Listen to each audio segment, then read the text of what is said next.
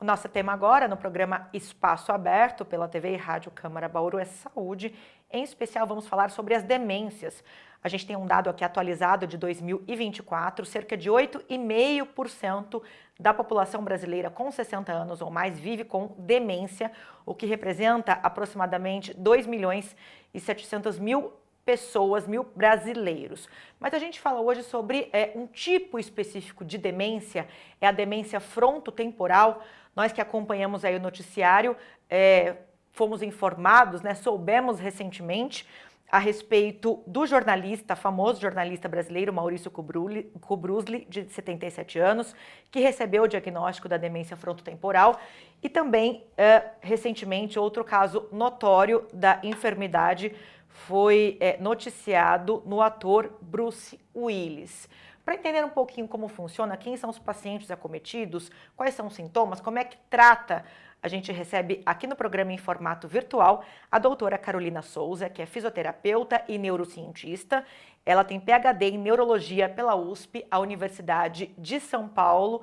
Gentilmente aceitou o nosso convite para este bate-papo. Doutora, seja bem-vinda. Eu que agradeço o convite, Lidiane, de participar e tirar dúvidas, das pessoas que nos acompanham aqui na TV Câmara e na Rádio Câmara também de Bauru. Vamos lá, então, só para que as pessoas entendam qual é a diferença, quais são as particularidades dos sintomas, dos sinais, das manifestações da demência frontotemporal com as demais demências, de uma forma geral. Excelente sua pergunta, e esse dado que você trouxe é bem alarmante, a quantidade de brasileiros que sofrem diariamente com esse problema, que é um problema de saúde pública muito grande. A demência de Alzheimer é a doença neurodegenerativa mais comum no mundo todo, de uma forma precoce. As pessoas estão mais informadas sobre as diversas formas de demência, então as pessoas estão notificando mais, então a gente entende que há uma prevalência maior de doenças no nosso país. Bem, qual é a diferença então da doença do tipo Alzheimer, da demência do tipo Alzheimer e da demência frontotemporal? A forma de acometimento, então no cérebro, como o nome diz, demência frontotemporal, ela acomete mais regiões frontais e temporais do que a doença de Alzheimer, por exemplo, que acomete mais a região frontal e outras regiões cerebrais, é mais cortical.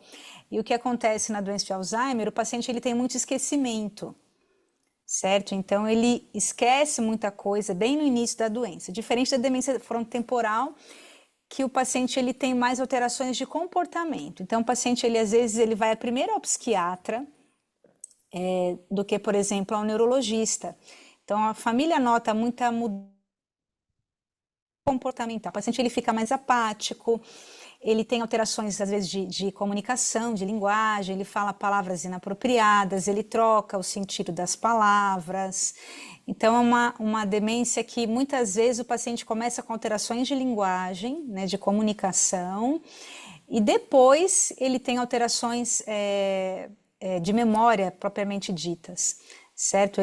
Essa parte de esquecer, uma dificuldade de localização, que é muito comum em pessoas com Alzheimer, isso acontece em pessoas com demência frontotemporal em fases mais tardias da doença, em fases mais moderadas, certo? Então a forma de acometimento é diferente, o comportamento do paciente é diferente. Outra coisa bastante importante, doença de Alzheimer é mais comum em pessoas acima de 65 anos. Diferente da demência frontotemporal, que é conhecida também como demência pré-senil, que pode acontecer também em pessoas mais jovens, a partir dos 45 anos até 65 anos. Então, o acometimento é mais precoce.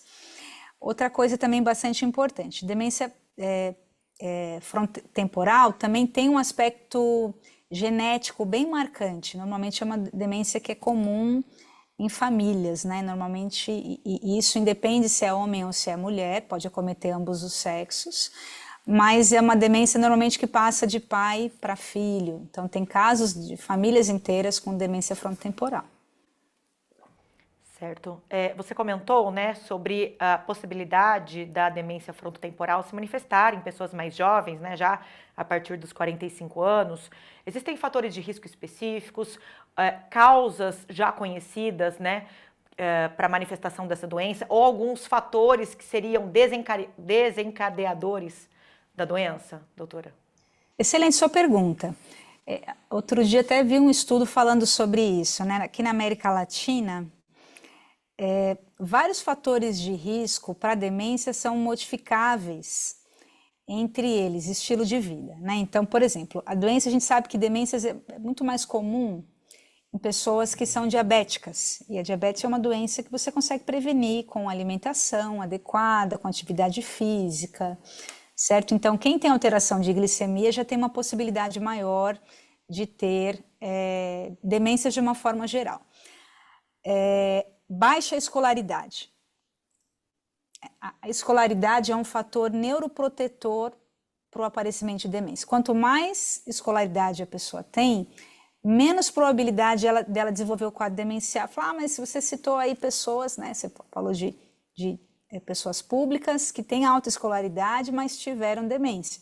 A gente não pode esquecer dos aspectos genéticos que a gente comentou no início da entrevista, certo? Mas nós sabemos que a escolaridade, ela fornece para o cérebro humano o que nós chamamos de reserva cognitiva, certo? Então, uma pessoa que estuda mais, isso não tem apenas a ver com anos de escolaridade, mas aquela pessoa que lê bastante, aquela pessoa que treina o cérebro lá com as palavras cruzadas, a pessoa que tem um desenvolvimento cultural, que ela vive em família, que ela se conecta com os amigos, que não é aquela pessoa que vive isolada. Então, ela tem uma maior reserva cognitiva, e nós sabemos que a reserva cognitiva ela é neuroprotetora. Foi até objeto de estudo do meu doutorado. O quanto a reserva cognitiva, ela potencialmente, ela previne aspectos, até alterações motoras, para você ter uma ideia, de pessoas com Alzheimer e doença de Parkinson também. Pessoas mais escolarizadas, não é que ela tem mais neurônios, mas ela tem mais possibilidades de comunicação entre os neurônios. Então, isso é neuroprotetor, certo? Então, a autoescolaridade ajuda. Então, quanto mais a pessoa estuda, aprende um idioma diferente, estimula o cérebro, isso exerce um padrão neuroprotetor.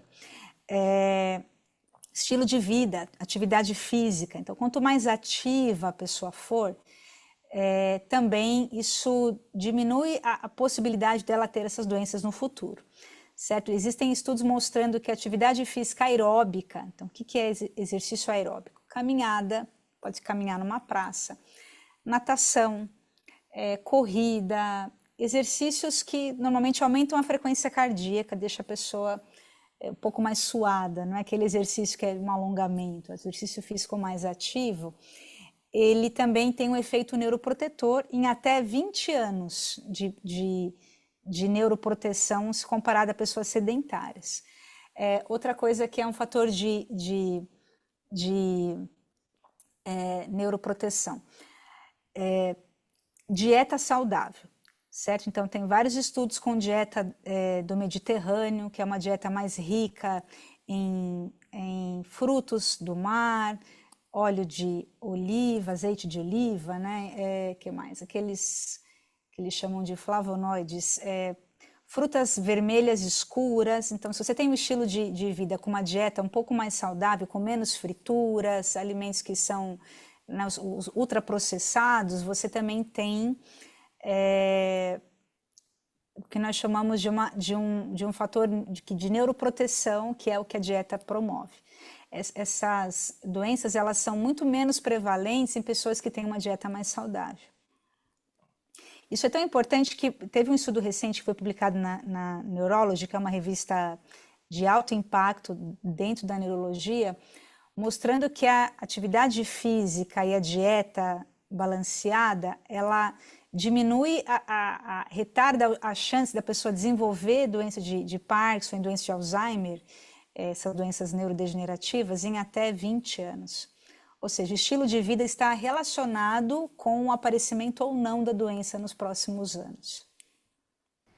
Você comentou sobre a diferença com relação da demência frontotemporal com relação a Alzheimer, por exemplo, né? Uma delas é a questão de se perceber afetado o comportamento a princípio e não de cara já o problema de memória e que muitas vezes as pessoas, por conta deste sintoma, acabam procurando o psiquiatra. Como que é feito o diagnóstico? O psiquiatra recebendo esse paciente, ele consegue já diagnosticar ou perceber que, na verdade, o paciente está sofrendo da demência frontotemporal? Esse diagnóstico acaba sendo um pouco mais lento, um pouco mais demorado por conta das características da própria doença? Como que é feito isso, doutora? Excelente sua pergunta. O diagnóstico, além desse exame, né, que o médico faz, avaliação neurológica, conversa com a família, né, colhe informações, né, isso é importante. O diagnóstico é feito através de uma ressonância magnética que nós detectamos nessa ressonância uma atrofia da região frontal e temporal. Lembra que eu comentei que é a doença frontotemporal? Então, existe uma mudança no aspecto da ressonância magnética e se, por exemplo, o psiquiatra tem dúvida, ele pode encaminhar para o neurologista, que normalmente é quem faz o diagnóstico, ou o geriatra também, que tem vivência, né, com esse tipo de paciente. Certo? Então, mudanças na ressonância magnética. Existe um exame mais, como que eu diria, mais específico para isso, chamado SPECT, que é um exame que vê também se tem algum tipo de mudança de perfusão cerebral nas regiões frontais e temporais. Então, tem menos fluxo sanguíneo para essas regiões nessas pessoas. Então, o exame de imagem, além do exame neurológico, e tem um exame muito importante que nós chamamos de exame neuropsicológico, que quem faz isso é um psicólogo que tem uma formação específica em neuropsicologia. E o psicólogo ele faz uma bateria de teste com esses pacientes. Então, são vários testes específicos, testes clínicos, que ele vê desde a atenção, ele vê memória, ele vê como que são as funções visoespaciais. É um teste longo, demora mais ou menos umas 2 horas, 2 horas e meia. E ele aplica esses testes nesses pacientes. Normalmente, quem tem essa doença, ele tem uma pontuação baixa nesses testes. Certo? Então, são exames específicos, quem faz é o neuropsicólogo. Então, o médico junta essa informação, né, do neuropsicólogo com a informação, né, da família, com o exame clínico, né, o exame de imagem, para dar o diagnóstico. É um diagnóstico que não é muito simples, né, por isso é importante procurar um especialista. Se a família desconfia, né, que o paciente está com uma alteração de comportamento, que não é muito comum e está um pouco diferente do que ele costuma ser. E se tem principalmente histórico familiar, então é importante prestar atenção nessa questão do histórico familiar e deve sim encaminhar para um especialista para fazer o diagnóstico. Uhum. Bom, diagnóstico feito, qual é o tratamento para esse paciente, então, de demência frontotemporal? E um diagnóstico feito de forma precoce, ele tende a ter impactos, né? Os efeitos, as consequências da doença podem ser minimizados? Excelente sua pergunta. Eu sempre falo que tempo é cérebro. Quanto antes o paciente faz o diagnóstico e ter acesso aos tratamentos depois do diagnóstico correto é maravilhoso, porque ele pode sim fazer, né, uso das estratégias de tratamento. Não existe, infelizmente, um tratamento específico para demência frontotemporal. Como, por exemplo, existe um tratamento para a doença de Parkinson, que também é uma doença neurodegenerativa, que o paciente toma uma medicação específica para o Parkinson. Infelizmente, para a demência frontotemporal não existe. O que nós fazemos são alguns medicamentos que podem tratar alguns sintomas comportamentais. Então, se o paciente tem depressão, ele trata a depressão. Se ele tem agressividade, por exemplo, que pode acontecer em alguns casos, ele trata a agressividade. Então, o tratamento ele é puramente sintomático. Existem tratamentos também que são não medicamentosos, né? Então, estou falando de tratamentos sintomáticos que envolvem medicamentos que podem ajudar. Você trata o sintoma, no caso, por exemplo, de uma depressão, de uma agressividade que o paciente possa desenvolver. Mas é importante o paciente fazer algumas terapias que são complementares, como, por exemplo, um treino cognitivo, que pode ser feito com um psicólogo, um treino de linguagem, que pode ser feito com a fono, né? Já que ele vai perdendo a capacidade de fala, é importante que ele faça uma reabilitação com fonoterapia. Uma nova estratégia de tratamento, que é uma estratégia não medicamentosa, nós chamamos de neuromodulação não invasiva. O que é isso? Nós utilizamos um equipamento que nós conseguimos mapear regiões cerebrais com esse equipamento que estão mais disfuncionais por conta da doença. E após esse mapeamento eu consigo estimular essas áreas cerebrais, por exemplo, do lobo frontal, como eu falei que está alterado, do lobo temporal, estimulando os neurônios dessa área juntamente com a terapia, com a fonoterapia ou com o treino cognitivo. Isso pode ajudar a retomar as funções cerebrais que o paciente perde com a doença e você consegue, tem vários estudos mostrando que você consegue retardar a evolução da doença, não só da demência frontotemporal, mas outras demências, como a própria demência de Alzheimer, com esse tratamento de neuromodulação não invasiva. Doutora, é possível a gente pensar em alguma forma de reversão da doença, do quadro da doença, ou ao menos evitar a evolução dos sintomas, das manifestações da demência frontotemporal? Esses tratamentos que nós estamos comentando, né, eles ajudam nesse sentido. Né? Se você consegue, quanto mais precoce o paciente fizer o tratamento, menos, como que eu posso explicar isso? Mais lenta a evolução. Mais lenta a evolução. Certo? Então, se o paciente não fizer nada, a doença desce ladeira abaixo. Infelizmente, tem um caráter progressivo, degenerativo, crônico e é uma doença incurável. Infelizmente, os tratamentos eles servem para amenizar os sintomas. Você consegue melhorar a qualidade de vida do doente, melhorar a qualidade de vida do cuidador também, porque é uma doença que... Essas doenças crônicas, de uma forma geral, impactam muito a família, né, dos portadores. E com os tratamentos você consegue melhorar a qualidade de vida, você consegue trazer recursos para o paciente conseguir resolver alguns problemas cognitivos com as estratégias de tratamento. Você comentou sobre os cuidadores, o papel da família, né, de quem cuida desses pacientes. Quais são os grandes desafios e as orientações, não só para a melhoria, né, para a manutenção da qualidade de vida do paciente, mas também daqueles próximos, né, que estão ao seu redor? Eu acho que a principal orientação é procurar informação. O que nós estamos fazendo agora é trazer informação para as pessoas. Isso é fundamental, procurar informação de qualidade, procurar um especialista nisso. Então, por exemplo, dentro da neurologia, o especialista que cuida dessa doença é um especialista em demências. Certo? Existe o neurologista geral e existe a subespecialidade. Então, o subespecialista que cuida disso é o especialista em demências. Então, o fato do paciente ser cuidado por um especialista, isso faz bastante diferença em termos de prognóstico. E procurar o quanto antes essa ajuda precoce. Então, ajuda psicológica para a família, porque o impacto emocional de você ter alguém que você ama, né, alguém que você conviveu a vida inteira de uma forma, de repente essa pessoa muda o comportamento dela, e de fato o que acontece é que a pessoa não é mais a mesma pessoa. Então precisa de um suporte emocional muito grande. Acho que a pessoa precisa procurar ajuda, a família precisa procurar ajuda e se informar acerca dessas possibilidades de tratamento, porque são muitas, né, que podem ajudar na qualidade de vida do paciente. Uhum. Doutora, para a gente finalizar, né, em termos de pesquisa, de estudos, né, como é que a ciência está evoluindo, se desenvolvendo na tentativa de identificar, mapear e tratar as doenças do cérebro ao longo dos últimos e dos próximos anos?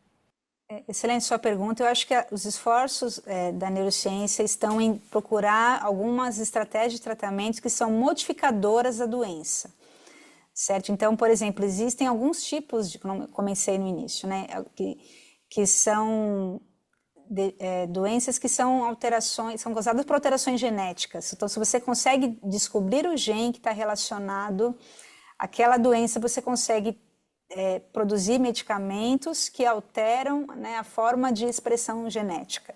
Isso pode trazer benefícios, né, de até cura para esses doentes no futuro, certo? Então a ciência tem caminhado nesse sentido, você promover algumas terapias que mudam a estrutura do gene, para você conseguir tratar exatamente a causa da doença e não a consequência da doença. A maioria dos tratamentos atuais são sintomáticos. Mas se você consegue um tratamento que modifica a expressão do gene, isso é maravilhoso. Terapia genética, que já tem para algumas doenças, né? Infelizmente, para essa doença ainda não, mas eu creio que a ciência está evoluindo nesse sentido. Excelente. Doutora Carolina Souza, ela é fisioterapeuta, neurocientista e tem PhD em neurologia pela USP, Universidade de São Paulo, falando um pouquinho pra gente aqui sobre causas, os fatores que desencadeiam, né, alterações genéticas, enfim, e tratamentos, possibilidade de manutenção da qualidade de vida dos pacientes acometidos pela demência frontotemporal. Doutora, mais uma vez, muito obrigada pelos esclarecimentos todos. Eu que agradeço, Lidiane, parabéns pelo programa, pela ação social que vocês fazem com o programa, trazendo informações para quem está ouvindo. E conte comigo sempre, é um prazer estar com vocês. Obrigada, doutora. Estamos à disposição também. Eu aproveito para agradecer você também que nos acompanhou aí pela TV e Rádio Câmara Bauru. Lembrando que este material, este conteúdo fica disponível para você acessar em qualquer momento pelo nosso canal no YouTube. É só procurar TV Câmara Bauru. Até a próxima!